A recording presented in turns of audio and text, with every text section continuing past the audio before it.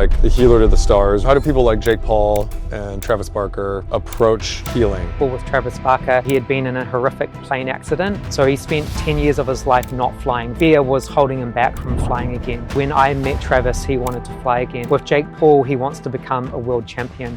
He's really dedicated. A lot of people see him as a YouTuber. People have no idea about Jake and what he's going to achieve in the future. Why does breathwork reveal parts of ourselves that we don't even know exist? We can change our state through our breath. You become more empowered and connected to yourself. Things will be happening in the present moment that will be re-triggering things. I've done different breathwork, but yours in particular has kind of transported me into like another dimension, actually. Breathwork is just one tool. It's one part of the work. Our thoughts influence how we feel, and how we feel influences our behavior. Why is it important that we access this stuff from our past? Well, the body holds the score. You become more empowered and connected to yourself. Most people are avoiding their feelings. Their emotions have power over them. How do we become the architects of our lives? I use a 4-step process. The first thing is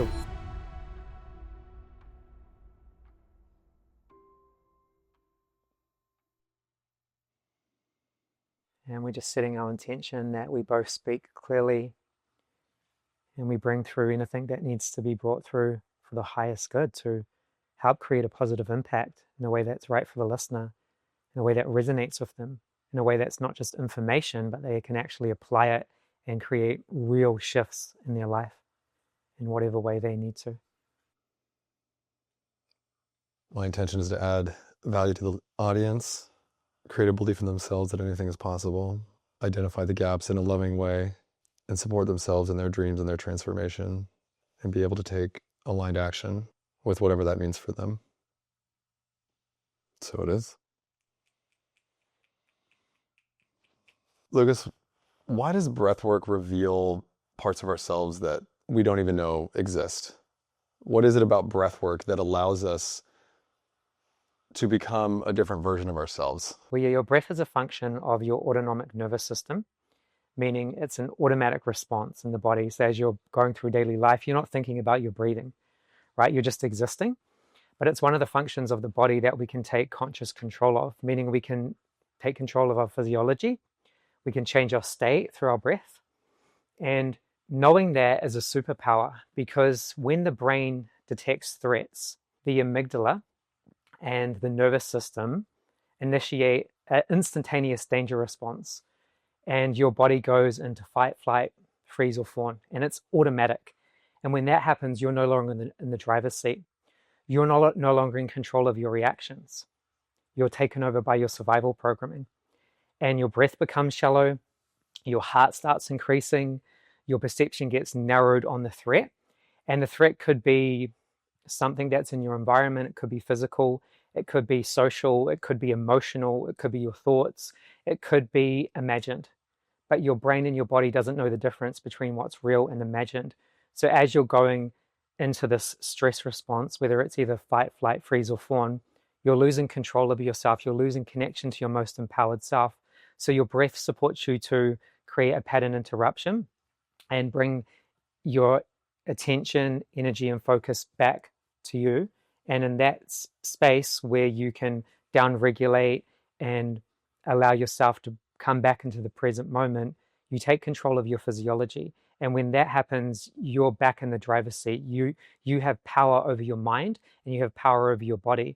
And most people are losing themselves throughout the day a million different times, reacting to their environment, reacting to what's happening, and they just feel out of control in so many different ways. And as this is happening throughout the day and people are losing themselves, then they're really influenced by their environment and what's happening around them. And for a lot of people, they feel powerless to be able to make a difference, to take control in the areas where they need to. And there's a lack of connection to themselves and their own desires. So breathwork is a tool that supports us to have more connection to ourselves, to understand our own patterns and responses in the way that we're showing up, and ultimately change the way that we're responding to life, the meaning that we're making, and the response that we're having in the moment. And from that place, we can just live a more empowered life. There's many different layers to it, but I'd say that's the best place to start, and then it goes a lot deeper than that. And so the breath work that we're talking about is not just breathing normally every day. And I've done different breath work, but yours in particular has kind of transported me into like another dimension, actually. Like, and when we talked about it, it was my quantum self, my quantum identity that I was visualizing and seeing. And so what is happening in my body when I'm visualizing this version of myself just from doing breath work? It's a good question. So the first thing I was talking about is breathwork in daily life, becoming more aware of your breath and how you're responding to certain situations. Like if you notice that you're in a stress response and your breath is shallow and you're breathing more up in your chest and you're just reacting to life, then that means you're in a stress response and you're operating in survival and you're no longer in the driver's seat. So at that point, you can use simple breathwork techniques to regulate your system, to down-regulate into your parasympathetic nervous system, and just bring yourself back into the present moment. So that's like stage one. That's the foundations. And then what you're talking about is the deeper therapeutic work where we go into a journey. And that journey might be 60 minutes to 90 minutes using our breath to access a non-ordinary state of consciousness. And when you do that, you're shifting your brain waves. One of the things that's happening is you're moving outside your default mode network, and it's the part of the brain that is associated with your ego identity, with your personality.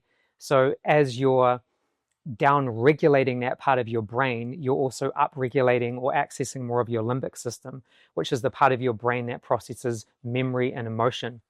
So things from the past that haven't been felt and processed, memory, emotion, things that you've been through that you haven't been able to process, that the body's still holding on to, basically come up to the surface to be felt, to be processed and let go of.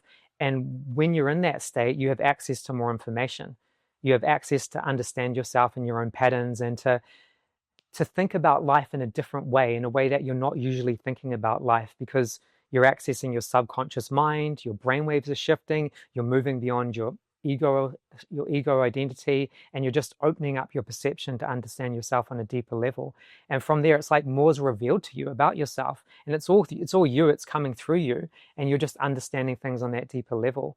So it's a powerful tool to create those deeper shifts. So why is it important that we access those old memories? Why is it important that we access this stuff from our past through breath work? Well, the body holds the score. So whatever you've been through in the past that's unresolved, your body is still holding on to it. And that starts to impact the way you show up. It starts to impact what you believe is possible, what you can create, because all of these unexpressed emotions and energy and the things that you've been through in your life are also connected to your survival programming. And a part of your survival programming is limiting beliefs, things that you believe about yourself based on things that you've been through and meaning that you made that is now not based in truth. It's based on a limiting idea, a limiting perception that you have about yourself, others, and the world. And all of that can be holding you back from actually moving forward and creating what you want. I know your listeners would have had this experience before. You might have a goal, something you're trying to create in your life, and you know what you need to be doing, but there's some part of you that is still operating in fear. You might be imagining worst case scenarios. You might be feeling like you can't do it. You might be focused on it. Maybe it's too hard, or feeling like you might fail or you're not going to be successful. Well, all of that's tied into your survival programming, and that can be either be working for you or against you. So one of the, I guess, massive, huge benefits of doing this type of deep work is you start to become more aware of yourself and your own patterns, and anything that is limiting in nature and holding you back from actually stepping forward and creating what you want. So it's like you're removing the blocks, you're releasing the past, you're clearing, you're letting things go, and you're understanding your own patterns and your own beliefs. And then from there, you get to look at anything that's limiting in nature, and you get to transform it, and you get to reprogram your brain and your nervous system through the process, which makes you unstoppable. So a lot of people are keeping themselves limited because they're not actually doing the inner work. They might be focused on action, action, action, action, and action's really, really, really important. But if your beliefs and your nervous system aren't aligned with what you want, then you're going to self-sabotage. You're going to go 2 steps forward, 1 step back. You're going to procrastinate. You're going to hold yourself back. You're going to be in this thinking, feeling loop where fear and self-doubt and resistance are actually running the show. So that's the benefits of doing this type of work.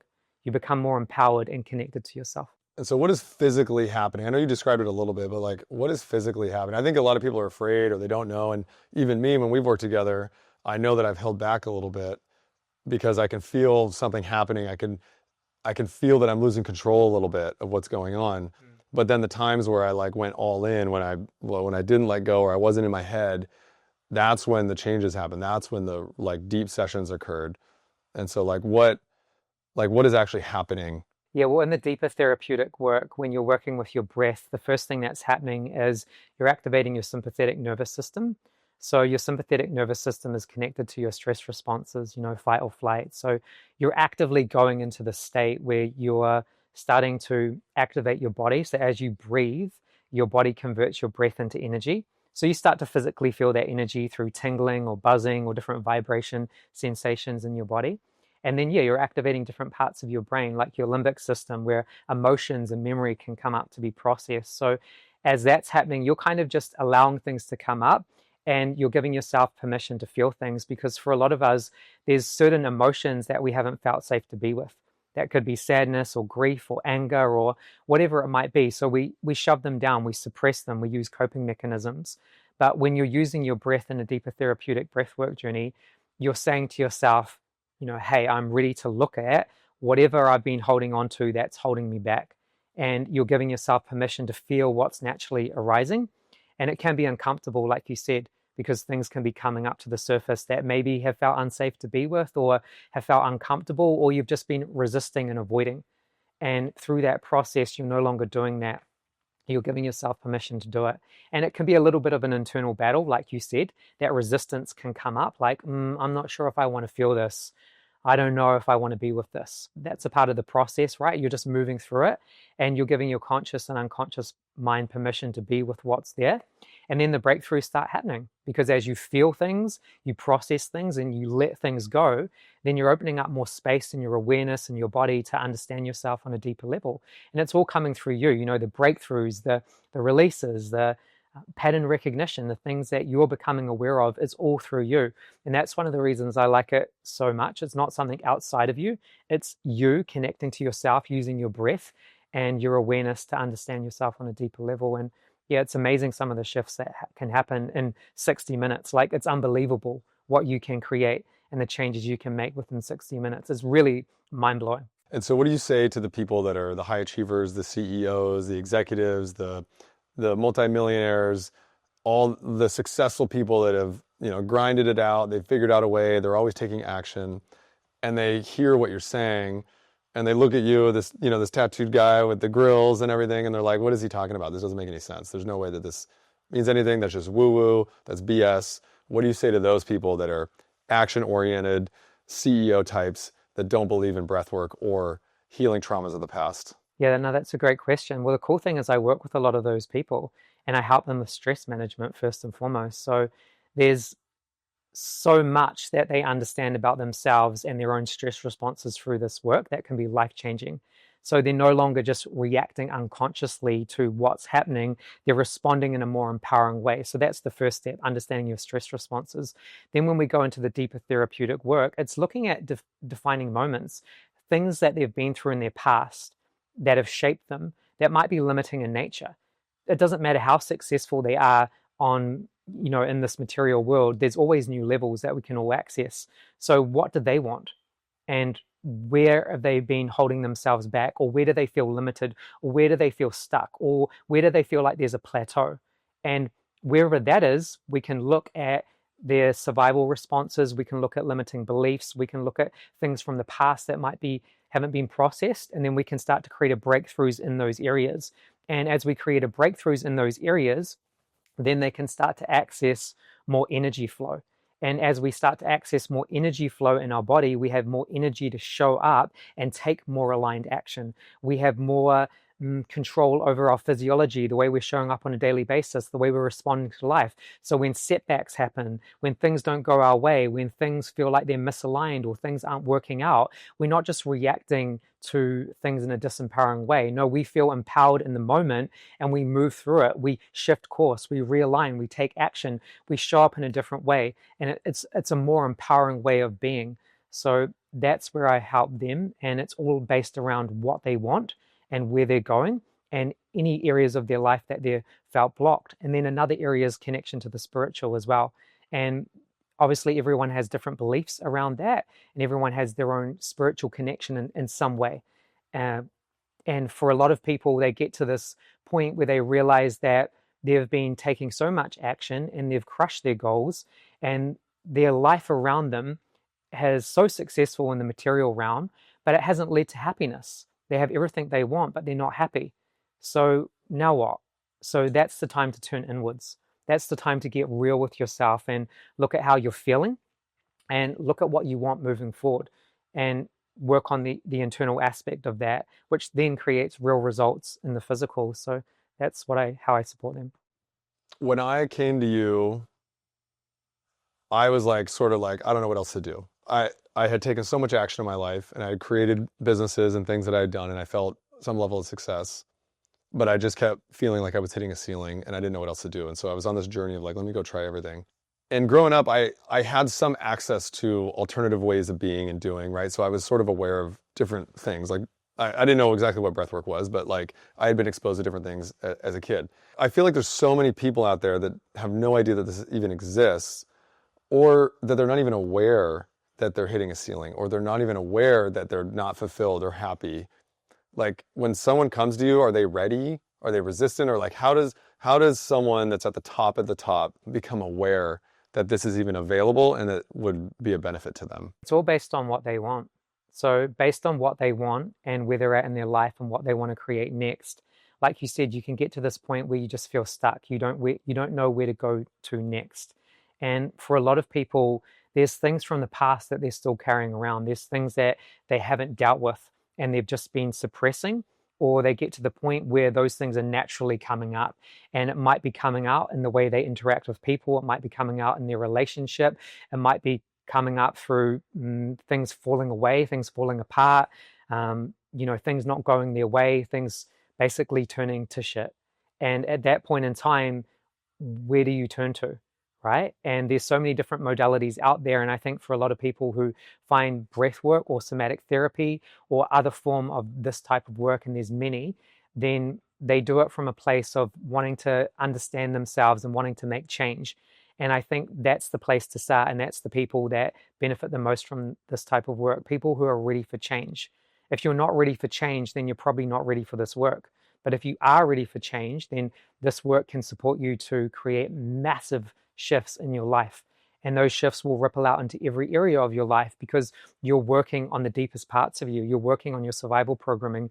You're working on, your beliefs. You're working on regulating your nervous system. You're working on rewiring your brain. When you do that type of work, then every area of your life starts to shift for the better. When I talked to my wife about some of this stuff and enrolling in some other things that we've been doing, she told me one of the reasons she was resistant was she didn't want to feel her emotions. Is that a common theme in people that you meet? And like even being aware that you're not feeling your emotions or you're not processing them? Most people are avoiding their feelings. Most people are turning to coping mechanisms to avoid their feelings.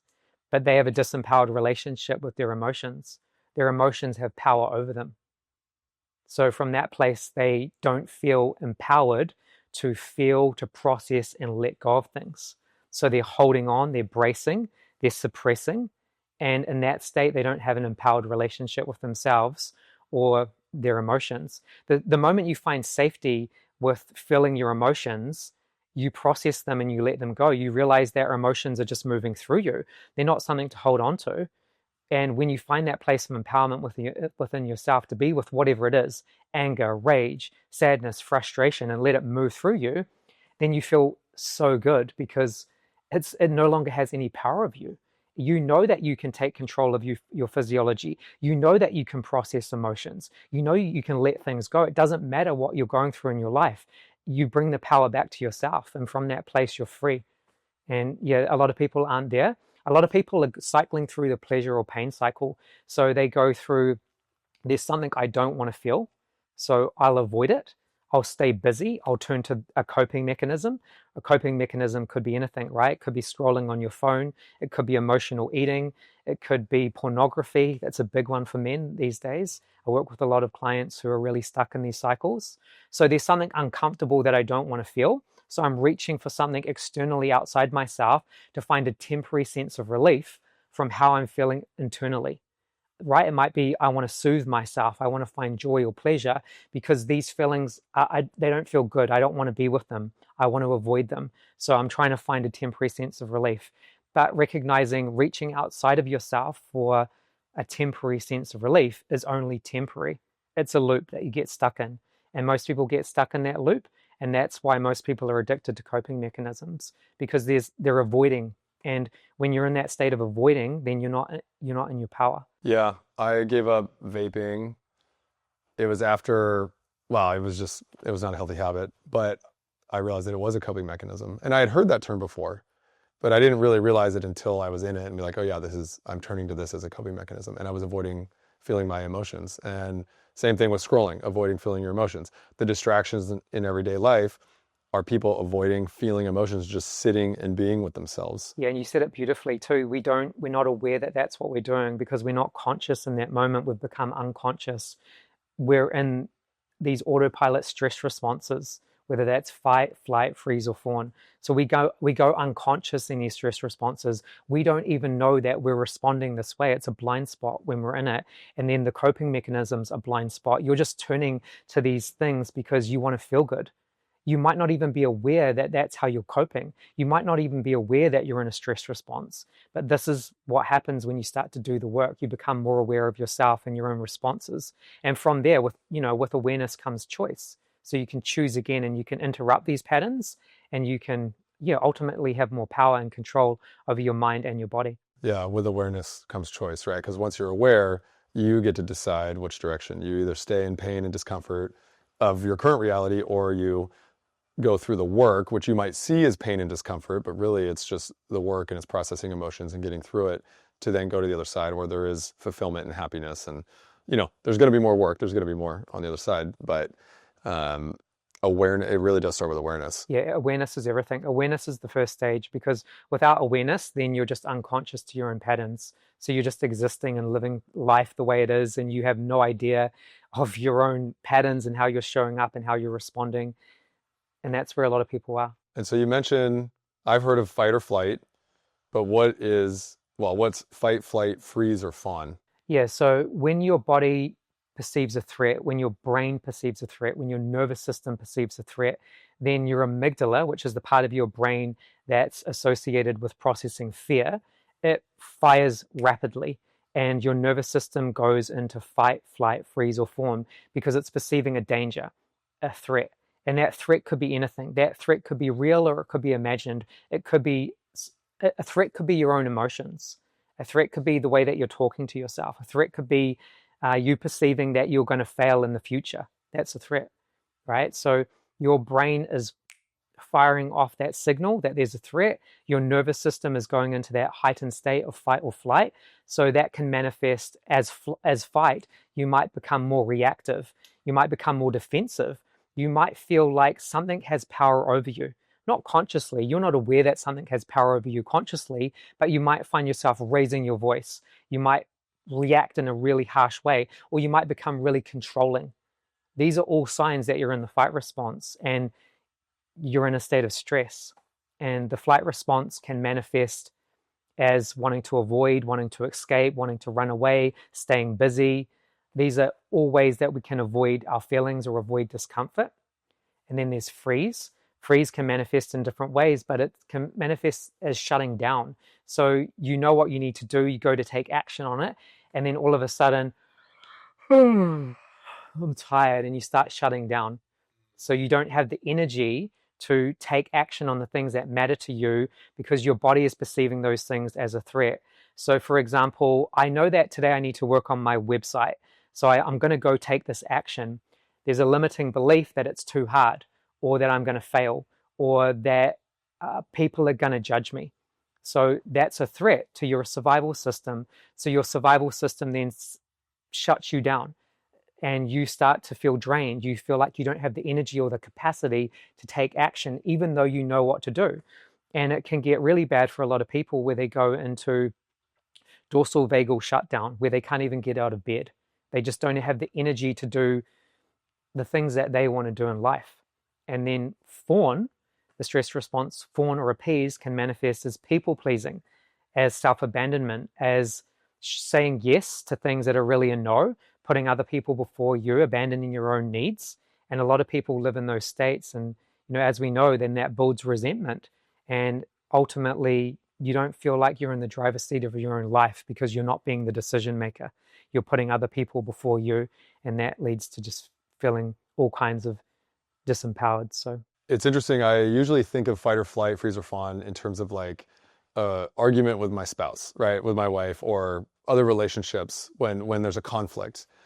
I don't think I've thought about it in the way that you said, right? A goal or a task or a thing that I want to do, but then my fight, flight, freeze or fawn response activates, right? I might call what I do procrastination, but you're telling me, or you're saying that actually it might be your freeze response. yeah, procrastination is associated with the freeze response because there's some part of your brain and your body and your nervous system that is perceiving unconsciously. Remember, this is all subconscious. It's happening back here. That your goal, when your beliefs and your nervous system aren't calibrated to it, aren't aligned with it, is perceiving it as a threat. So that could be a threat of failure. It could be a threat of being judged. It could be a threat of, I'm not going to be able to do this. It's too hard. It could be any other way that your system is thinking about this subconsciously. So we resist it, we avoid it, we procrastinate because of that. And what you said earlier about, okay, because I achieve some level of success. Other people have achieved some level of success. We all might be holding on to the past and these traumas and these things, and we might believe that we're capped out. But what you're saying is there's actually levels to where we're at, and that ultimately it sounds like we might even be limitless in our potential of what we can achieve.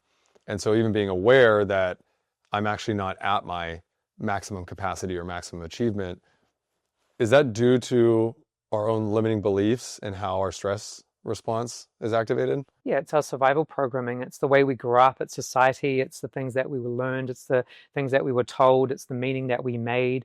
We're meaning making machines. And a lot of the meaning that we make is limiting in nature.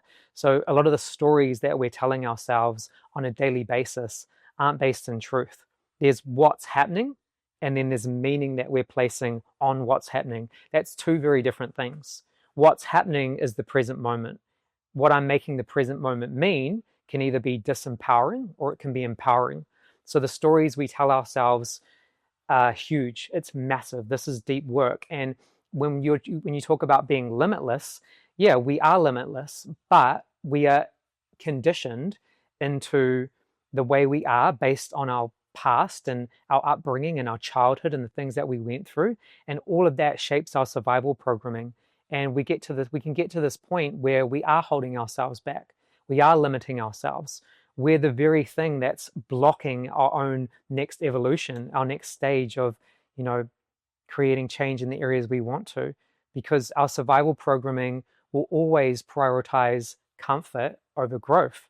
So it's really us against us. We have to really challenge ourselves to move out of these states of comfort or what we've always known, and be willing to grow and evolve into something different. And when we do that, yeah, it's challenging. We have to come up against ourselves and our own limiting narratives, the stories that we tell ourselves. But that's all a part of the work, understanding yourself and, rewiring your brain. So what's an example of like what's happening versus the meaning that I put onto it? And how do I identify when I'm placing the meaning and I'm getting triggered and how I'm showing up, right? Because that's sort of what I'm hearing is like, I can choose how to respond in any situation based on the meaning that I'm placing on it. Yeah, so the meaning that you're placing on it is coming through your survival programming and your beliefs. So for example, if someone, let's say you're in traffic, you're driving in traffic, and someone cuts you off, and that's what's happened, someone's cut you off. Now what you make it mean is a whole different thing. Now you could make that mean a million different things. You could make it mean that, oh wow, this person, they must have been really in a rush. They must have something important to do. They must need to get to where they're going rapidly. I can understand that. I can totally get that, right? I respond to that in a totally different way, whether I make it mean something personally about me, like they weren't acknowledging me, they're selfish, whatever meaning you're making, right? The meaning that you're placing upon it is how you're responding and how you're reacting. And if you check in with what's happening and you check in with the meaning that you're making on what's happening, then a lot of the times you'll realize that that meaning that you're making on it might not necessarily be based in truth. And if you can look at that and question it, is this true? Can I know with 100% certainty that this is true? And just be in that self-reflection. And if you can't know with 100% certainty that this is true, then the meaning that you're making, is it working for you or is it working against you? Meaning, is it empowering? Is it making you feel good? Is it making you feel like this is the way that I want to show up? This is my best self. This is my most empowered self. This is my most aligned self. Or is it disempowering? Is it draining your energy? Is it disconnecting you from your power? Because if it's disconnecting you from your power and it's draining you based on the meaning that you're making, your power lies with changing the meaning that you're making. You can't change the present moment and what's happening, but you can change the story that you're telling yourself about the present moment to be a more empowering story. And that's where our power lives as human beings. Yeah, when you come back to the stress response, mine was definitely fight, right? And I didn't realize how much anger I had. And it was just my story. It was my normal, like, I was justified in my response, used to get really upset in traffic, right? That was me, getting really upset in traffic. And then being able to like create a new story is really powerful, is really, really powerful. Well, you said one of the things you said was key. I used to feel a lot of anger. So the fight response, just like you said, is usually connected to anger. It's times where we felt really angry, and underneath anger is hurt. So it's times that you felt angry and then times that you felt hurt in the past. And a lot of us are walking around with incomplete stress responses from the past. So our bodies are still holding on to that hurt. Our bodies are still holding on to that anger. So then when someone cuts us off in traffic, yes, that's what's happening. But we're also responding from the past hurt that our body is still holding on to because it's being re-triggered. And that's what's happening for a lot of us. We're being re-triggered in the present moment based on what the body is holding onto, based on what the brain is then overlaying onto the present moment, from the past. So a lot of us find ourselves in these really reactive states, like you said. And yeah, there's what's happening, and then there's what we're making it mean. But the meaning is usually from the past, right? Like there's someone that hurt you, there's someone that did something to you, or you experienced something that made you angry. And all of that is then, it can come up in the present moment if we haven't processed it and released it from the body. Yeah, when we did the work together, I was surprised to discover that I had felt abandoned when I was younger, right? And I love my family and they probably don't know this or feel this, but yeah, it felt like, I'm the youngest son, like I was independent. And we moved from Washington to California, and there was this big move and all this. But in that moment, unintentionally, I felt abandoned. And then I felt unheard.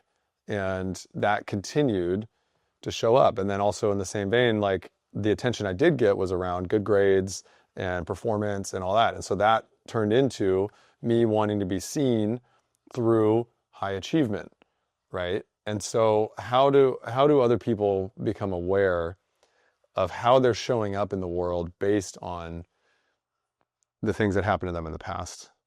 It's like you said, things will be happening in the present moment that will be re-triggering things. So if your body has been holding on to unprocessed emotions and energy and different things from the past that just haven't been processed, then things might be being re-triggered in the present moment. And as things are being re-triggered, you'll be aware of these stress responses that you're going into, whether it's fight, flight, freeze, or fawn. And as you become conscious and aware of these stress responses and the way that you're feeling. Like, I'm feeling really angry and upset right now. And it might be more of an intense reaction than someone else might be having. So, for example, two people can go through the same experiences and respond or react very differently. So, someone else might go through a similar experience, but you notice that you're reacting in a really strong way, right? You're really activated. Well, that's a sign that you're in a stress response, and there's something coming up that's probably deeper, that wants to be processed than the initial trigger, right? There's what's happening again, and then there's the meaning that you're making, and then there can be this deeper trigger from the past. So I think that's the first place to notice is, you know, how am I responding to challenges in my life? How am I responding to things not going my way? How am I responding to when I'm upset or I'm triggered, or when I'm tired, or how am I responding with the kids, or how am I responding to my partner, or how am I responding to a challenge in business? Like, am I neutral?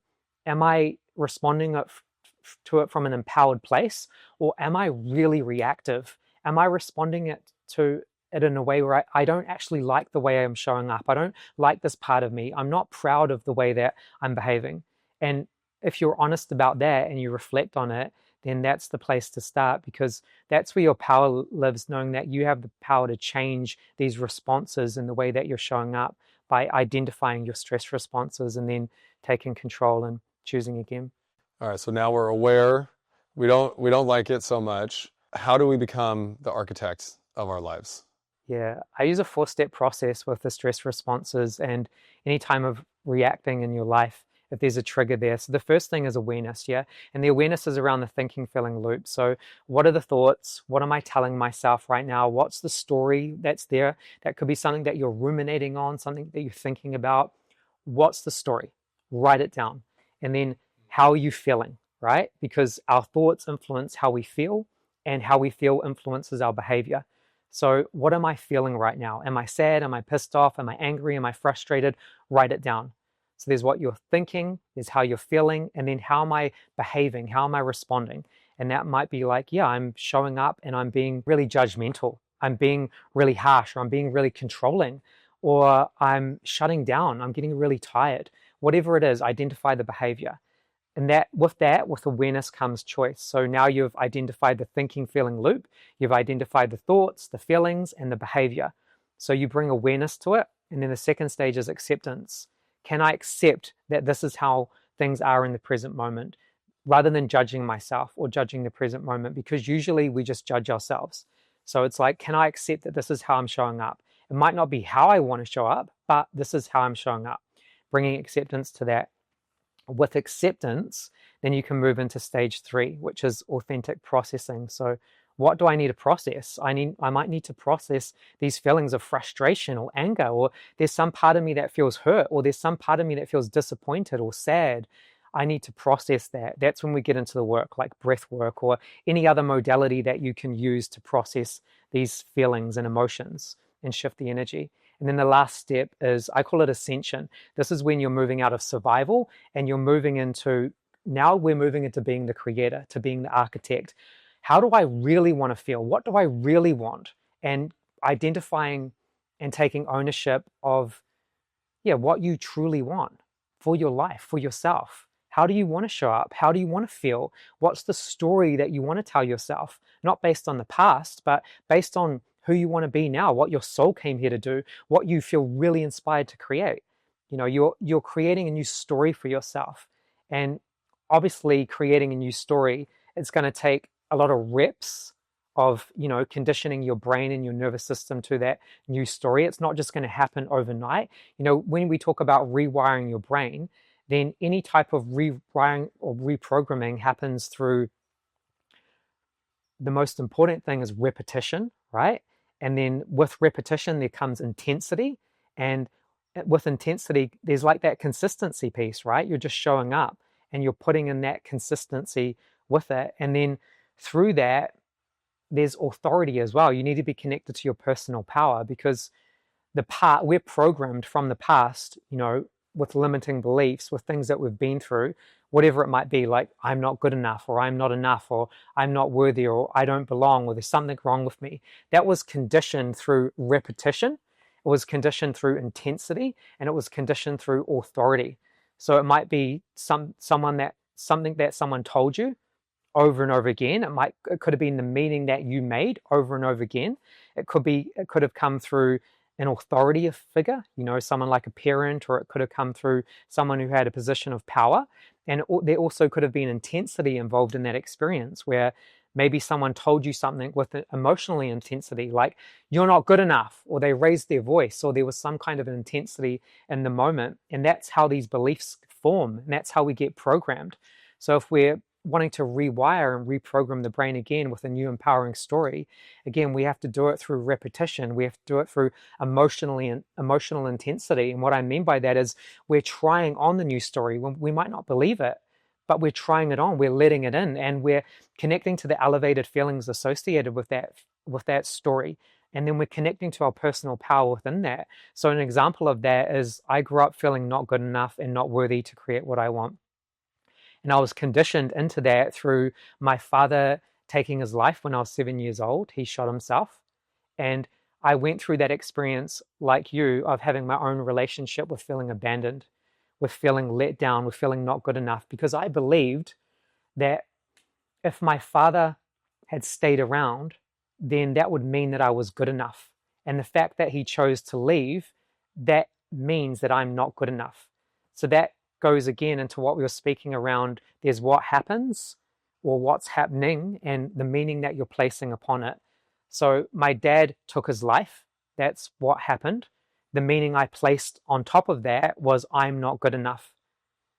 That's what I made it mean. And I walked around with that limiting belief for a very long time. And then that limiting belief would come out in everything that I do, because I believed that I wasn't good enough or worthy enough to create what I wanted. So therefore, that limiting belief was running the show. And how I conditioned and reprogrammed my brain into a new empowering belief was through the work that I'm speaking about. It's choosing a new empowering story. And then through repetition, intensity, and authority, I would work it over and over again. I'm using this new story. I'm connecting to it. I'm seeing it. I'm feeling it as done. It's just like going to the gym. You've got to be willing to put in the reps. And reps, and consistency over time equals results. So that's what the work is. It's identifying these old limiting stories from the past based on the things that you've been through or you've experienced, and then choosing a new empowering story based on what you want and what feels more empowering, and then being willing to do the reps and put in the work. And when we do that, there's parts of us that don't believe it at first. Like when I was reprogramming my brain, I didn't believe fundamentally that I was worthy of creating what I wanted. I felt separate from it. I felt unsupported. I felt disconnected from it. I truly believed on a deep level that I wasn't capable of creating it. That's what I believed.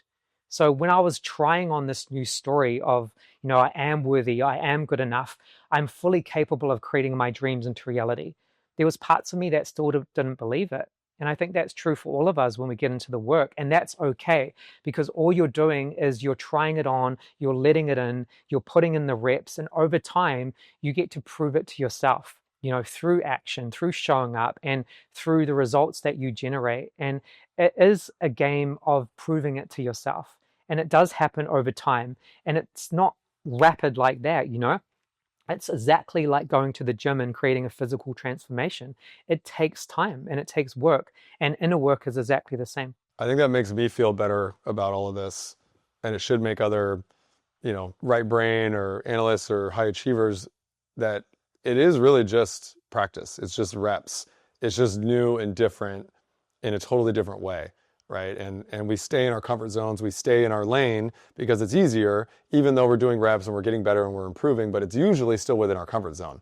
And it's not usually stretching. And for a lot of us, this is the thing that will stretch us. And so thank you for sharing about your father. I was going to ask, what other ways did that show up for you as a kid, a teenager, or even into your adult life? Yeah, it was mostly around my heart. So I put protective layers over my heart because I had been hurt so much by my dad and his choices that I believed love equals being hurt, love equals being abandoned, love isn't safe, it's not safe to receive love, it's not safe to give love. So these internal narratives then shaped my perception, how I responded and connected with people. I would hold back, there'd be walls, I'd protect myself, I wouldn't let people in, I'd be guarded, I'd push away love, not just love, I'd push away opportunities. So that's a big thing. So when I started this work, opportunities started coming to me. I'd push them away because I still believed I'm not capable, I'm not worthy, I'm not enough. So opportunities would start to show up and I'm like, no, I'm not ready. I'll be ready in the future. I'll be ready some other day. I'm not ready now. A lot of people do that, right? They think that they need to wait. They think that they need more time before starting.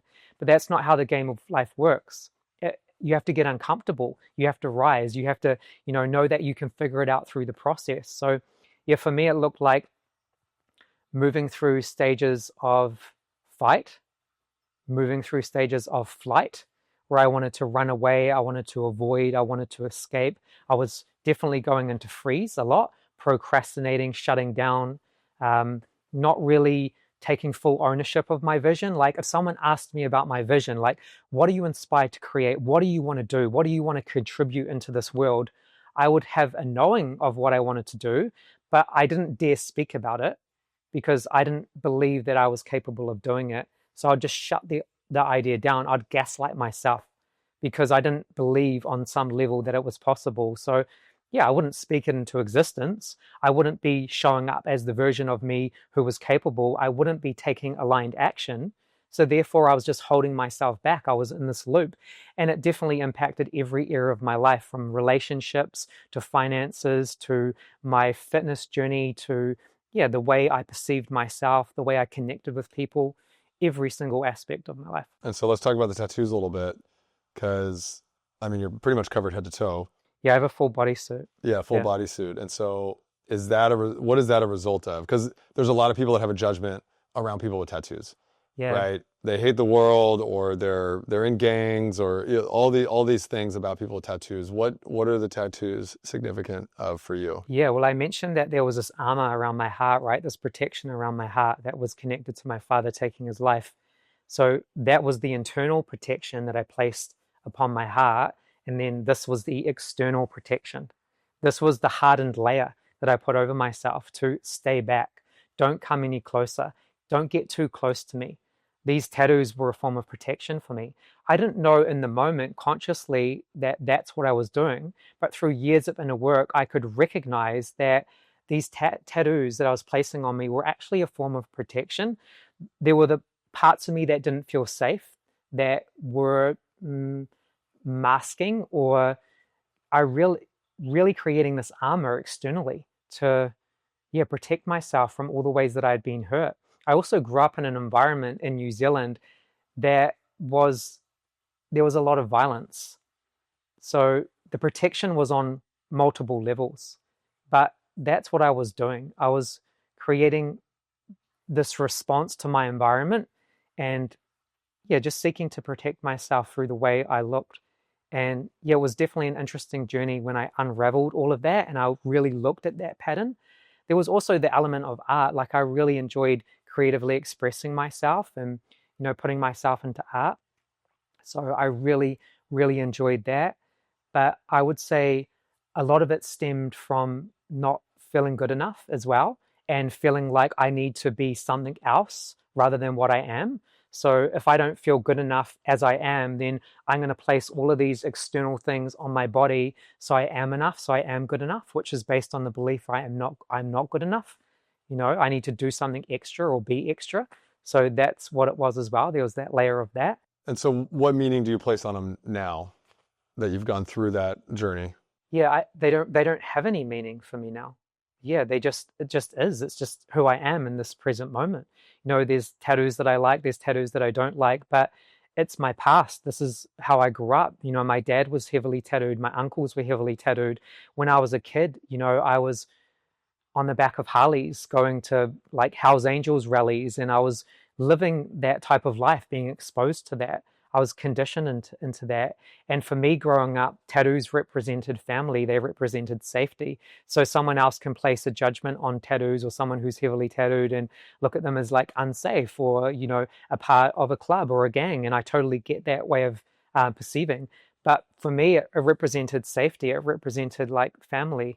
So that's what it was for me. There was that unconscious connection to that. So when my dad took his life, you know, one of the things I remember, I was really young, I was 7 years old, and before he died, he gifted me a skateboard. And on the back of the skateboard was this tattoo style art.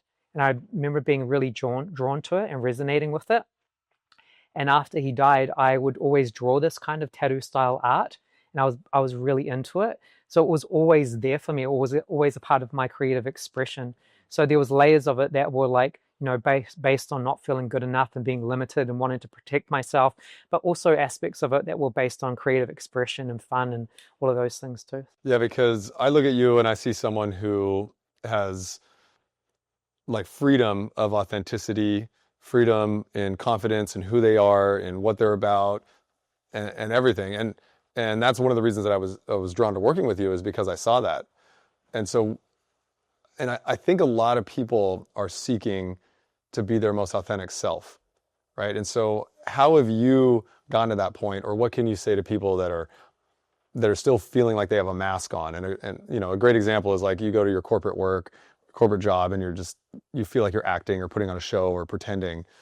And so how can you help people access their most authentic self? Yeah, you have to be ready for it, because it means that you're going to have to take ownership of what you want and how you're showing up.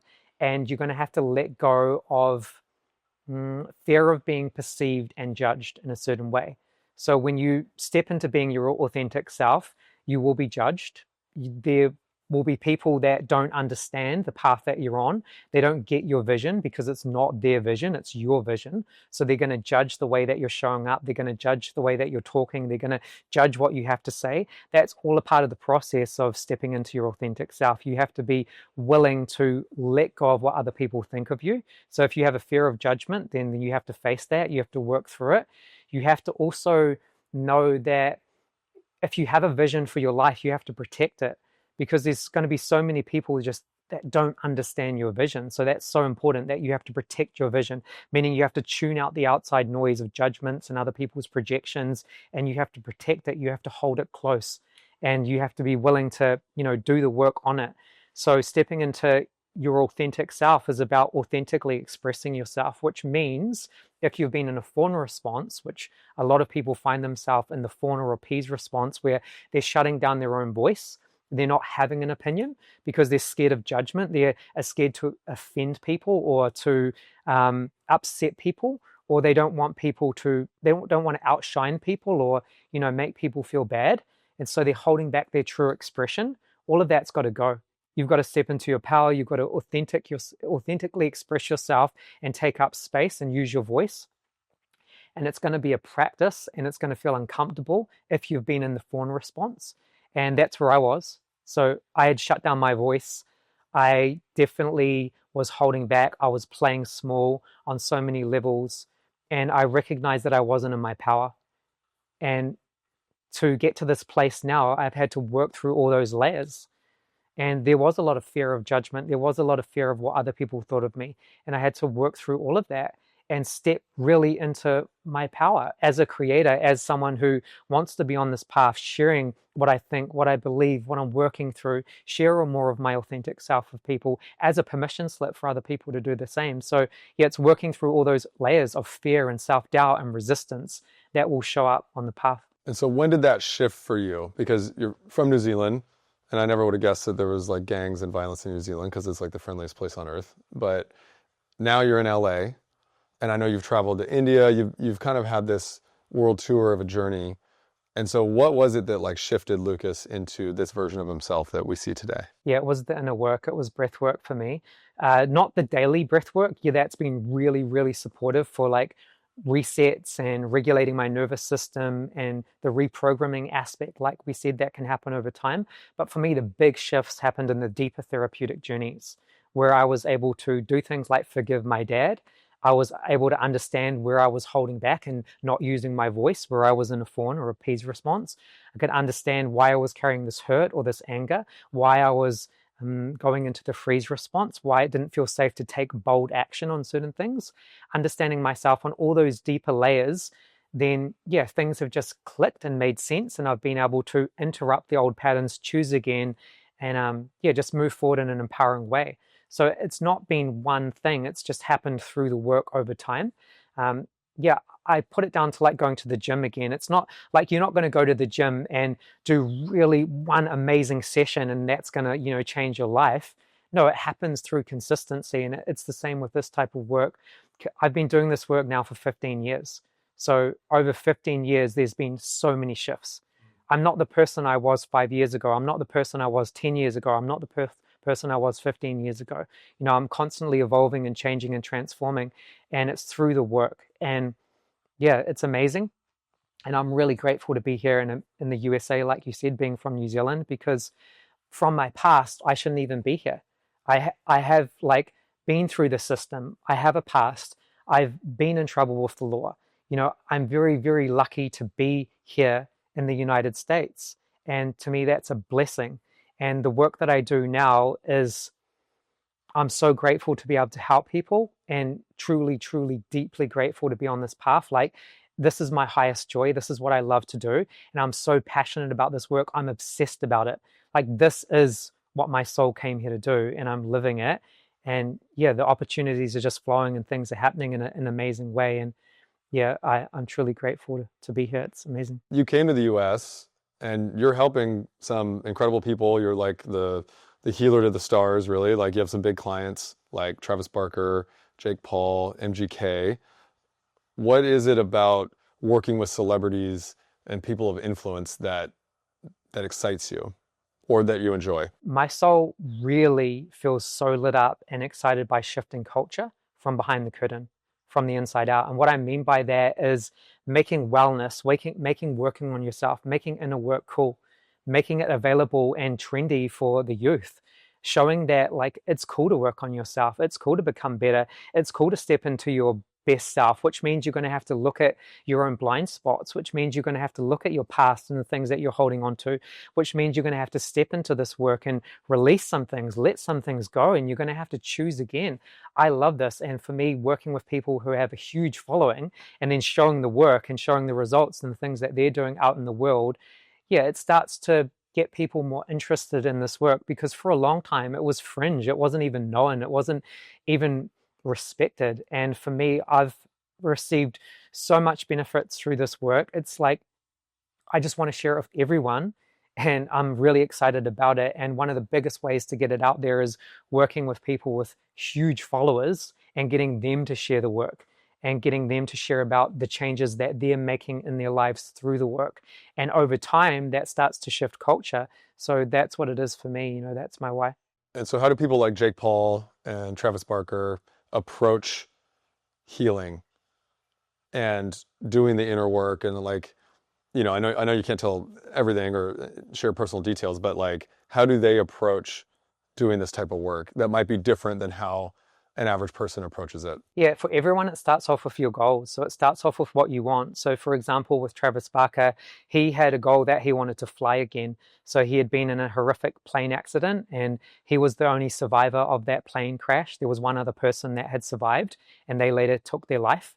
So he was the only survivor, and he had gone through a lot of trauma. He had 70% of his body burned.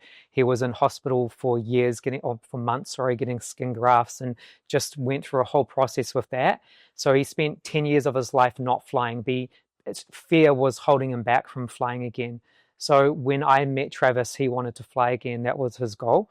So we worked through processing all of that trauma and all of the fear around that, and then he flew again.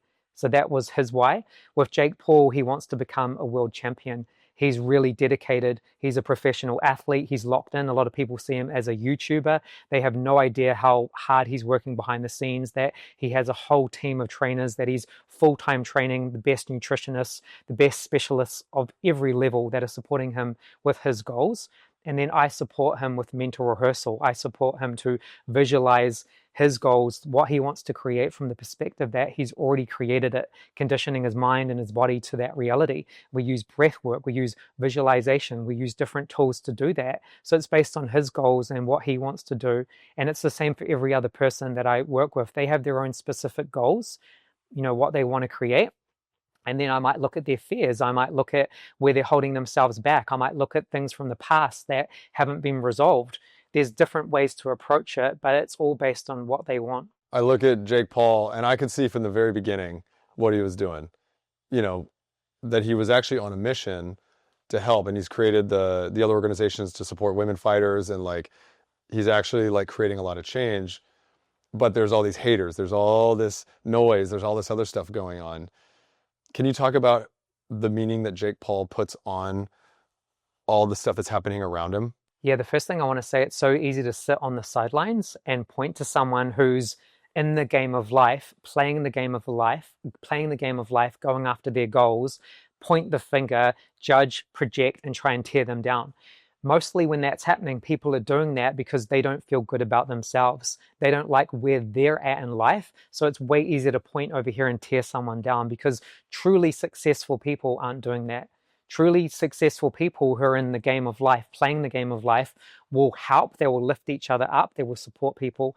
So when I look at people in the comment section around Jake, I just look at a bunch of really disempowered, negative people that have no idea around the work that Jake's putting in. They literally have no idea how much he's showing up, how much work he's putting in, how much action he's taking, the amount of money that he's investing into himself, his goals, the amount of time that he's investing into himself, how his work ethic is. He just works around the clock.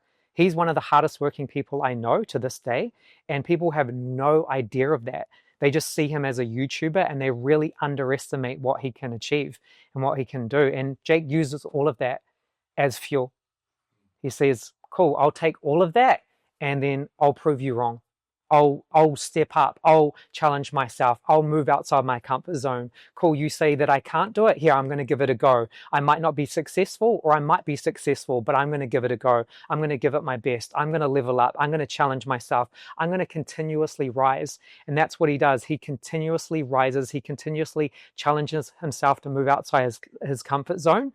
And yeah, he does it at a masterful level. And people have no idea about Jake and what he's going to achieve in the future. They really underestimate him, and they just place so much judgment and projection on him, and it just shows where they're at, And so what have you taken away personally from how Jake shows up and how he markets or social media or interacts with his fans? What have you taken away personally from the way that Jake operates? Yeah, so when I first moved to LA, I moved in with Jake, and we lived with Jake at this huge mansion in Calabasas.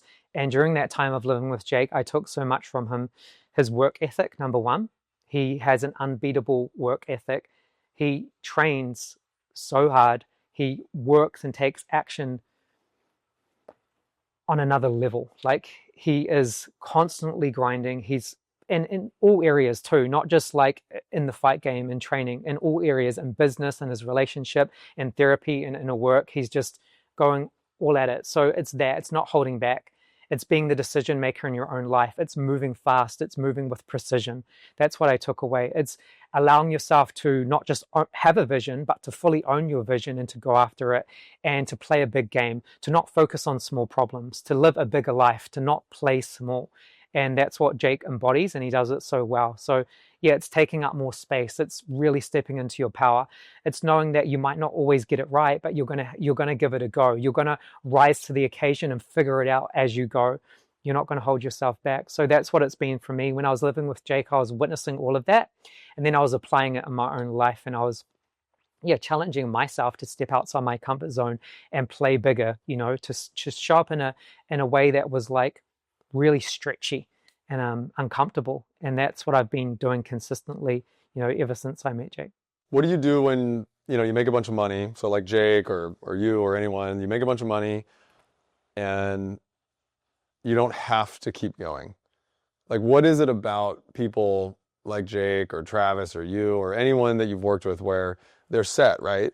They don't have to work. They don't have to create. But why do they choose to? And why does Jake choose to go through the onslaught of hate even though he could just go fade into the background and be okay. Like, what is it about these people that want to continue to grow and create and build? Yeah, I think it's a desire, like you said, to grow. It's a desire to have self-mastery, to evolve, to become the best version of yourself through challenges, through obstacles, through adversity. And it's like creating these huge challenges for yourself, whether it's like overcoming a big fear or, stepping into a ring and fighting, or a business move, or whatever goal that you have. It's like the desire to grow. It's the desire to become better. And it's not really about the money. It's about who you become in the process. It's a process of becoming. And yeah, sure, the money is great and the lifestyle is great and all the opportunities that come is great. But beyond that, it's about challenging yourself. I think as men, we love challenges. We want to challenge ourselves. We want to overcome adversity. We want to grow. And we do that through walking through the fire. It's boring to live in the comfort zone. It's not fulfilling. You get to this place where it might be comfortable, but you realize that you want more out of life. And what comes through that is you have to challenge yourself to grow. That's how we step into becoming better. It's through adversity. It's through these things that feel like it's a mountain and we've got to climb it. And during that pursuit, right, then we find out who we are in the process and we evolve, we become better. We understand ourselves on a deeper level. And I think for every high achiever out there, that's what it is. They want to step into new levels of growth and new levels of understanding themselves and new levels of what's possible.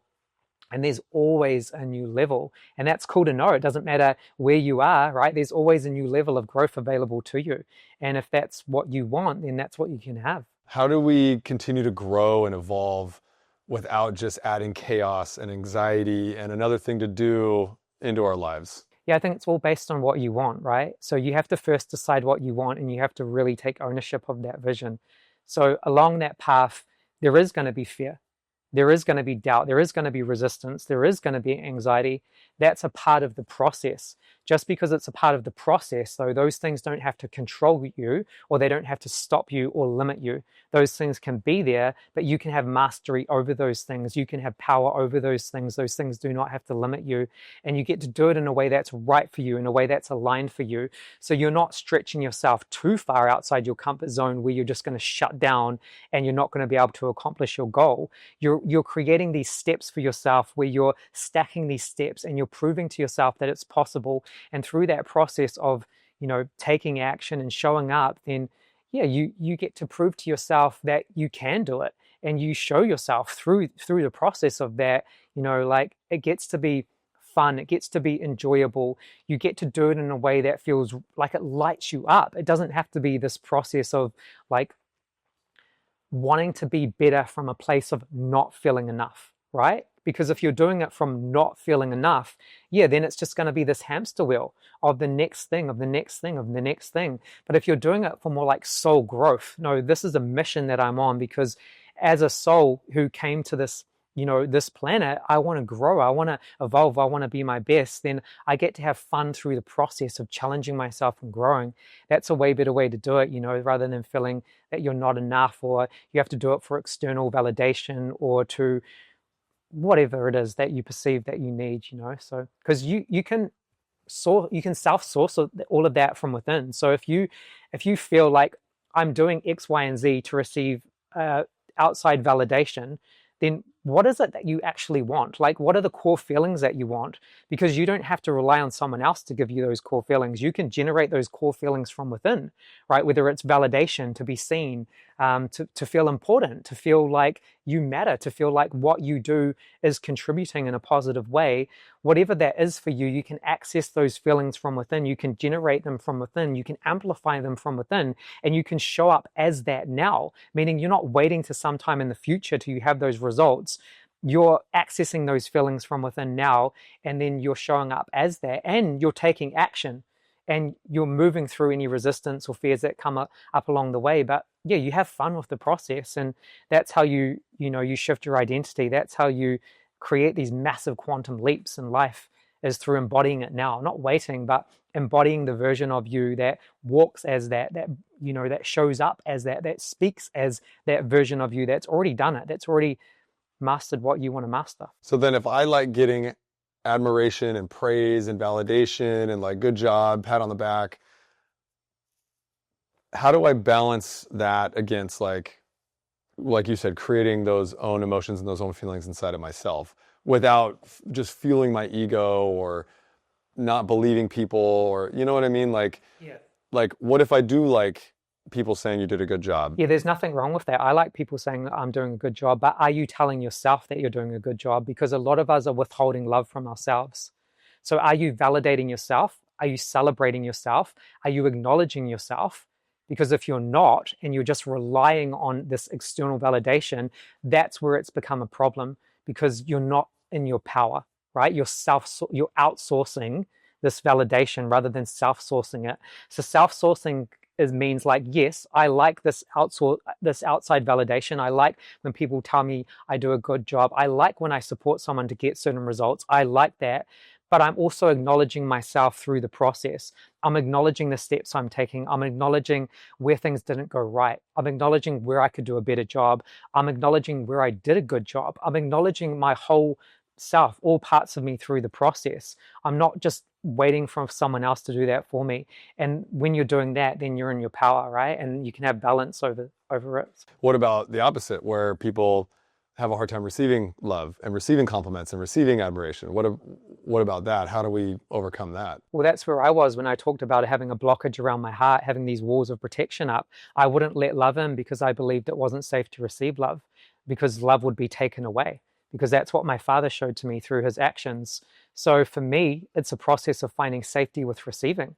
So can you start small? Can you start receiving compliments? Can you start receiving admiration? Can you start receiving things in a small way and find safety with that? Then you can start opening up to receive larger things.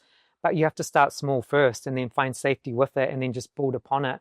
But that's what it is, because there can be parts of us that just don't feel safe to receive, because we've had moments in time where it wasn't maybe safe to receive, or it led to failure, or it led to rejection, or it led to heartbreak, or it led to judgment. So we need to break down those walls, and how we break down those walls is just acknowledging that, yeah, I've been through things where, I did feel hurt, or I did feel judged, or I did feel rejected. And now I'm creating a new story for myself, that it's safe to let in this compliment. It's safe to receive love. It's safe to receive money, whatever it might be. And I'm practicing receiving that in the present moment when it shows up. And if that judgment or that resistance around receiving it comes up, I'm aware of it. I'm practicing awareness, and I'm not going to let that define how I show up. I'm choosing again from a more empowered place. So it's those micro moments of noticing how you're responding and then choosing again from a more empowered place. Yeah, and then you talked about walking and talking and being as if you are that version of yourself. Like how does someone, because I believe there's a book called Be Your Future Self Now. I think it's Ben Hardy. And I really embodied that. It's like the fake it to make it principle, but you're really truly embodying that. Like how does someone wake up and say, I've got these massive goals, like I want to go be an actress, an actor, a race car driver, like whatever their goals are. How do they get up and every day walk, talk, and be as if they are that person? Yeah. So there's where you are now, and there's where you want to be. And there's usually a gap, right? Of from where you are to where you want to be. And you're talking about closing the gap. And most people think that they have to wait to close the gap. But what we're saying in this is you don't have to wait. So whatever you want in life, there's associated core feelings with that. So whatever it might be for you. So for me, for example, I wanted to be a world-renowned facilitator and support people with breakthroughs, support people to heal their relationship with the past, to empower people and to support them to create what they want. When I was training, like 10 years ago, there was a huge gap between where I was and where I wanted to be. So to close that gap, what is the version of you that's already created what you want? How do they feel? How do they think? How do they show up? How do they behave? What are those core desired feelings? Maybe it's confidence. Maybe it's a sense of empowerment. Maybe it's a sense of feeling worthy, of feeling whole, of feeling like really aligned with who you want to be. Whatever those core desired feelings are, once you identify them, then you can practice trying them on and letting them now. So as you go about your day, I'm walking as the version of me that's already embodying my future, connected to these desired feelings. I'm practicing feeling confident. I'm practicing feeling like I'm in alignment. I've created this. I'm capable. I'm enough. I'm worthy. Whatever it is, I'm trying it on. I'm letting it in. I'm in the new story. And I'm not waiting. I'm trying to embody it now. I'm practicing embodying it now. And I'm then looking at that version of me and how do they think? How do they show up? How are they behaving?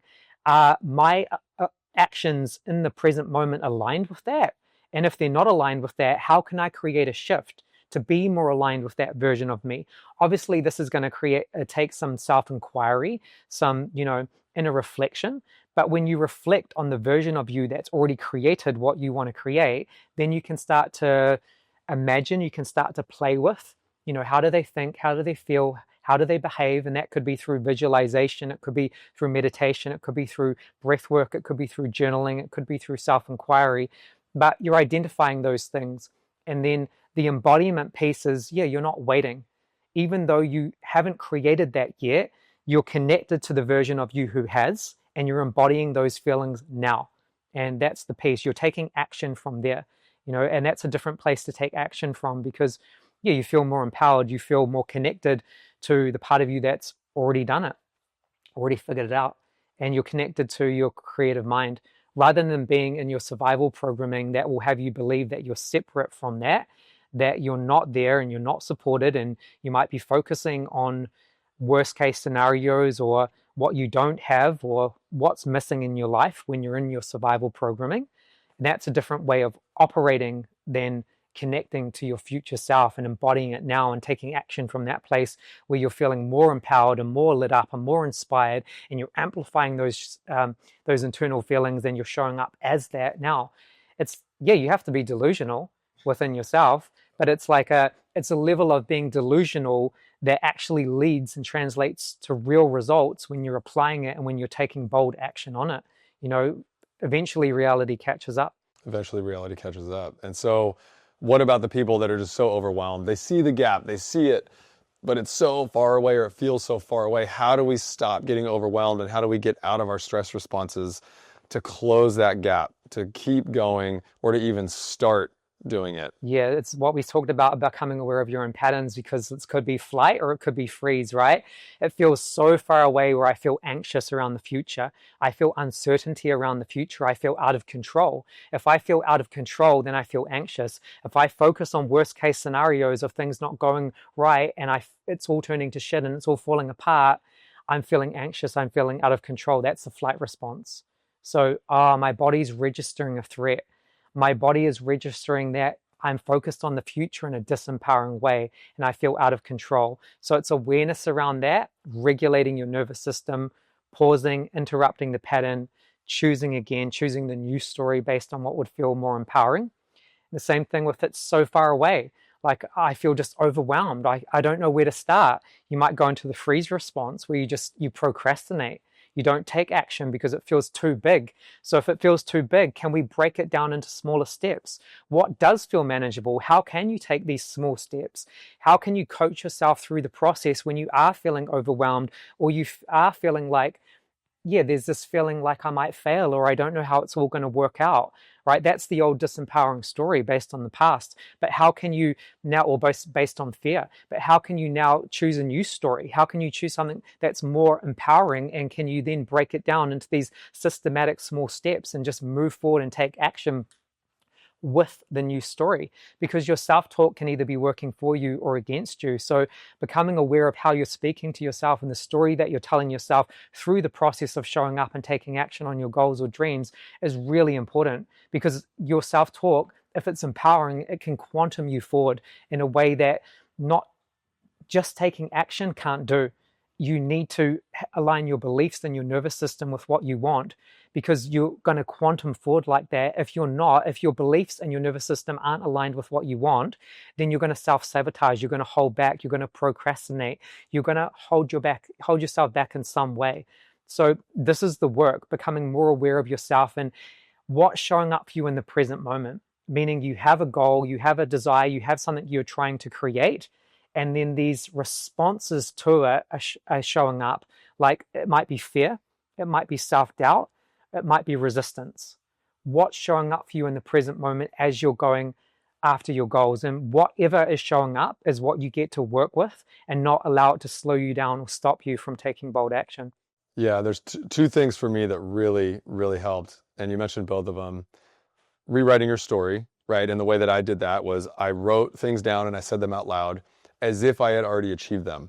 You know, I have a top podcast in the world. I'm a top YouTuber in the world. I have all this I had affirmations essentially, or statements that were my new story as if I had already done it. And so in my head, out loud, speaking to people, saying that story out loud, I am this thing. I am this thing. And then it begins to be true. You're rewriting your story in your brain and in your body. The other thing was the small steps. And actually, you helped me with this a lot. I didn't realize how small I had to make the steps. We think we're already thinking of the next small step, but if I'm in freeze, and that's a common response for me, especially when doing goals, is procrastination, freezing, it might feel like a small step, but if I'm not doing it, that maybe it's not small enough. And so a lot of times I tell people, like, the smallest step may be just writing down what you want, texting somebody, calling somebody, and talking to them. And so if it already feels too big, like you said, smaller steps, and you might have to go way smaller than you think, right? Because it's just so big, or you're in such a stress response, or it's so different than what you've been doing up to this point that it needs to be smaller and smaller and smaller. Yep. And as you're breaking down that small step, like you said, be aware of your self-talk. So when you go to make that small step, what's the story? What's the internal narrative? Like, are you telling yourself it's too hard, or I'm going to fail, or it's not going to work out? Because if you're aware of that, then that's an opportunity to choose the new empowering story. It's like, no, I have got this. I am capable. I am going to do this. I am a top podcaster, or whatever your goal is, you know, and whatever the new story is that you're creating. So it's awareness around your inner dialogue. And then, like you said, breaking it down further into these small steps, and then coaching yourself through the process. But to coach yourself through the process, you do have to be aware of your self-talk, your inner dialogue, and know that, yeah, there's a moment to pause. There's a moment to slow down for a second, to check in with yourself. What am I thinking? How am I feeling? How am I behaving? Pause, breathe, interrupt the pattern, bring acceptance to it. What do you need to process? Is there anything that you need to let go of? Yeah, maybe I've been in the flight response. Maybe I've been in freeze. Hey, I've been really focused on worst case scenarios. I've been allowing fear to dictate how I've been showing up. Okay, I need to shake this off. I need to go process that. I need to go for a walk. I need to go to the gym. I need something to interrupt the pattern. And then I'm going to come back to taking small actions again, you know, in that new state. So it's something to help you shift your state, and then you can choose again. Yeah, even like when I asked you or some of the other people that I've had on the podcast, I delay, I procrastinate, I avoid, and I have to do that. I have to ask myself in my head, okay, why are you delaying? Why are you not doing this? And the story is, I'm annoying them, I'm bothering them, they don't want to do this, they're gonna judge me, or whatever the story is. But those are the common stories that I tell myself. And when I become aware of those, and when I can retell the story and say, well, if I'm a top podcaster, what do? I get great guests, I get amazing people, and I am not scared of asking people to be on my show, right? So it really does help to understand where and how you're writing that story. Yeah, that's a beautiful example of the meaning making, like the old disempowering meaning making that you're placing upon those actions, or the more empowering meaning making that you're placing upon it. Because the old way is not working for you. It's not aligned with your goals and your vision and what you want to create, but the new way is. So interrupting that old pattern and choosing again is everything. You know, that's where we take our power back. Yeah, it's literally, I get a lot of comfort in just the logical side of that, of like, okay, my life is the way that it is right now because of everything that I've done up to this point. So now if I want my life to be different, I get to do different things. And like, just logically, for engineers or, you know, right brain people, like logically it's like, oh, I did all these things and I was this way to get to this point. Now I get to go do and be, or be different, do different, and have different than I have in the past. So one of the things that I struggled with when I went from consulting, corporate, to becoming a content creator, which is like my title now, is a content creator, is around my ego and looking like a beginner, and actually having to admit that I want to be a podcaster. I want to create content. When there's so many people with a microphone and so many people doing a podcast, what am I going to bring? Oh, and I know that it's not going to look great or sound great or be great in the beginning. And all my friends and family and everyone's going to be watching this and looking at me as a beginner when I had achieved some level of success on the other side of my life, right? I had become this, polished corporate Kassidy. Now I'm going to go do something completely different and look like a beginner. And I really identified that as like my ego holding me back. How does the ego show up for us that is preventing us from living our most authentic life? Yeah, exactly like you said, you form an identity around who you think you are and what you think is capable, what you think you're capable of, or what you think is possible for you to create. And your identity can be working for you or against you. So for example, like you said, you form this identity of this is a success that I've created. This is who I am in this world. Now I want to go do this whole new thing. My identity isn't matching, right? There's a lack of identity around being a top podcaster. There's a lack of identity around my goals, my vision, what I want to create. You really have to break yourself down and really step forward and create this new identity, create this new version of you. And it is going to come through reps. It is going to come through practice. It is going to come through putting in the work. You don't get to master level in anything without practice, right? If I want to become really good at playing the guitar and I say that this is a goal that I have and I speak it publicly and I tell people and I've never played the guitar before, it's going to be clunky. I'm going to look like a beginner. I am a beginner. You have to really break yourself down and know the process. This is the process to becoming masterful in any area of life. You start off as a beginner in anything that you do, and you get better with time. You get better with reps. You get better with consistency. You get better through practice. That is the process. So if there's resistance around that and your ego is holding you back because you don't want to look stupid, or you don't want to look like a beginner, or you don't want to be judged, or you don't want to look like you're failing, or you don't want to get it wrong, then that's showing where you're limiting yourself, because all of those ideas are based in limitation and based on some form of fear of judgment or fear of perception or fear of placing your power outside of you. But when you feel connected to your power, and you know that you're going through an identity evolution, then a part of that is this ego evolution that you have to go through, which is, yeah, I am a learner in this area. But again, what are you making that mean? What's the meaning that you're placing on it? Because inherently, being a beginner at anything has no meaning on it. That's just the starting point. The starting point is what it is. But what am I making this mean about myself, about what other people will perceive about me? That's everything. And when we again look at the meaning making, then you can start to shift that or change that, or have some form of power over that. But yeah, that's the journey for all of us. We have identity that we've created in some area where we've been successful, and then we have a lack of identity in other areas where we don't have success, and every single one of us has that. Like for me, for example, when I wanted to step into being a really powerful facilitator, I had very much so a lack of identity in that, because I hadn't done that before. It was new to me. It was a whole new industry that I was stepping into. I felt terrified to move into this industry. When I started working with people one-on-one, I was coming up against all of my own limiting beliefs. And I was really self-conscious around, I was making it all about me. Like, am I good enough? Can I do this? Can I create the breakthroughs for people? But in recognizing that I was making it all about me, I was missing the point. And the point was, it's not about me. It's about showing up in service to the other person. It's about getting outside of myself, getting beyond myself. And to get beyond yourself is to go beyond your own ego, to go beyond your own programming, and to start forming a new relationship with your identity, to say that, like, this is what I want. And to start connecting to, like we said, there's a version of you, if you can connect to them within the field, that has already created what you want. Can you imagine this version of you that is empowered? Like for me, could I imagine this version of me that's an empowered facilitator that walks into a room with influential people?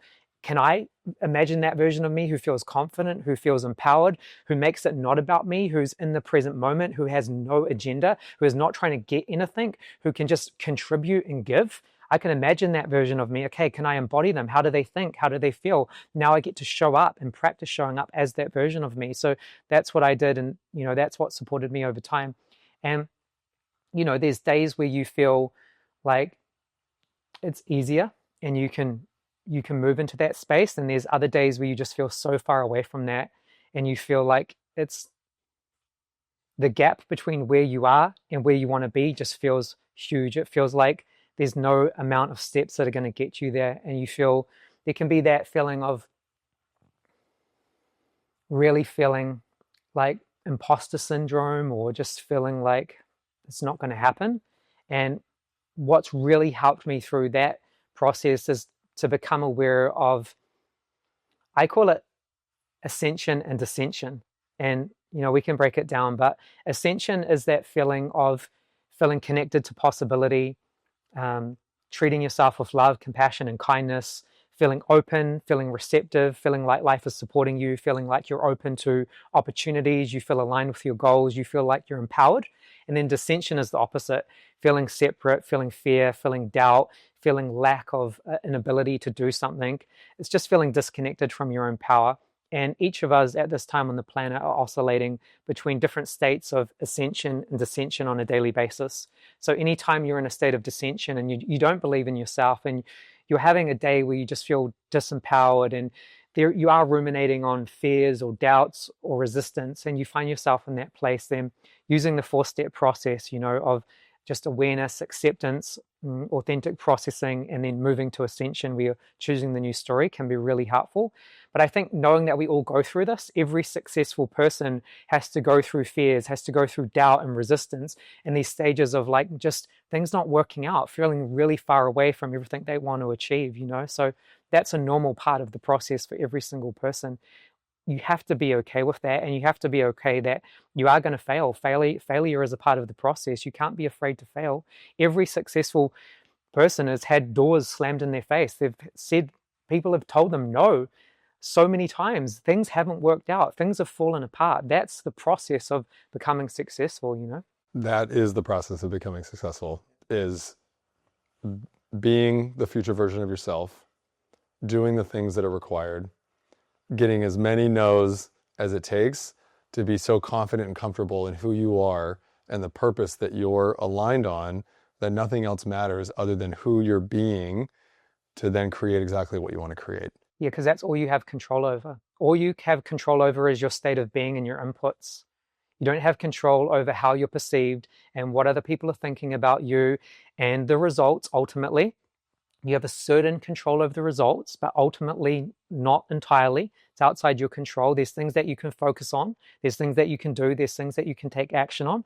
But there's other things that you have to surrender, which a lot of that is the timing and the how, because you don't know how it's all going to work out. You don't know in what timing things are going to show up. There's things that you can't understand yet. People are going to come into your life that aren't into your life yet. Doors and opportunities are going to open that haven't opened yet.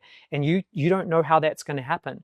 And you're not meant to, but what you can control is your state of being, like you said, the way you're showing up, those inputs, breaking down those small goals, and just taking action from an aligned state. And then anytime you feel off, you feel misaligned, you feel stuck, then doing the work to create that shift. And it's going to be moment by moment, making those shifts when things come up, because it's easy to feel empowered when things are working out and things are flowing. But what about when things aren't working out, when there's roadblocks, or when things just totally fall away, or when a door opens and then it slams in your face? These are times where you have to work the tools and work the steps, and then come back to your center and choose again, and keep reprogramming in the new story, and keep stepping forward and taking aligned actions. Yeah, because your ability to come back from those quote unquote failures, or your ability to shorten the breakdown, shorten the anger, the stress response, because it's going to happen. Yep. It's all going to happen. But your ability to shorten it is what will allow you to continue at a more rapid pace, a more fulfilling pace too, right? I used to get triggered. I would get upset. I would get sad. I would get depressed about things. And I could be out for a day, 2 days, 3 days off of one thing. And now, after going through this work, my breakdowns either don't exist, or they are way less frequent, and they're much shorter. So something could happen in the morning, let's say you get in an argument with your wife or your husband in the morning, that might take you out all day.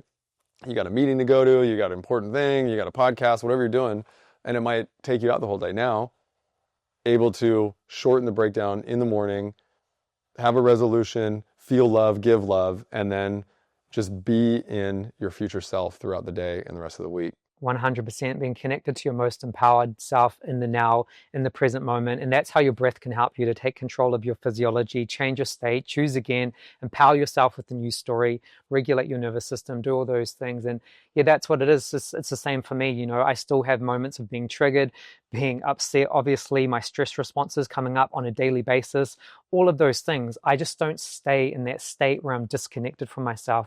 I'm aware of it. I interrupt it. I choose again, and I come back to my most empowered self. And then I take action from that. And that's what the work has allowed me to do. It's like, I'm not perfect. I'm a work in progress, just like every single other person, just like you are, just like the most successful people in the world are.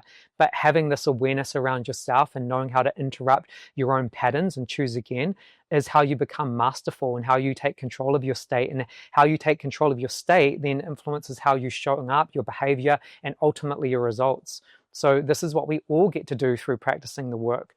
And breathwork is just one tool. It's one part of the work, because it really supports you to take control of your autonomic nervous system, to regulate your nervous system, and ultimately slow down and become more present and aware of yourself. Lucas, I could talk to you for another 3 hours, and this has been absolutely incredible. How can people work with you? How can they get in touch with you? Yeah, so we're running events, you know, all around the US, and we're also working online. So we have different programs coming up next year that we're doing, year-long programs. So people can go on our website, awaken.com. It's OWAKEN.com, and check it out. Other than that, yeah, just we'll be around. You'll see us doing an event. And if you want to pop into an event and do your thing, then please do. Yeah, and we'll put all your social media stuff in the description. You have your app, right? You've got your daily practice that you do. The live events are absolutely incredible, life-changing stuff. And I went through your other program, The Shift, and we got to work one-on-one together, and that was something that just completely broke me through. So I encourage everybody, if you've never done breath work, even if you have, if you're searching for something, if you're going and doing mushroom trips or these other modalities like Lucas talked about, come and talk to Lucas. Go sign up and go through this, and there's going to be some life-changing stuff on the other side. So, Lucas, thank you so much for being here. Let's go. Thank you for having me. Yes.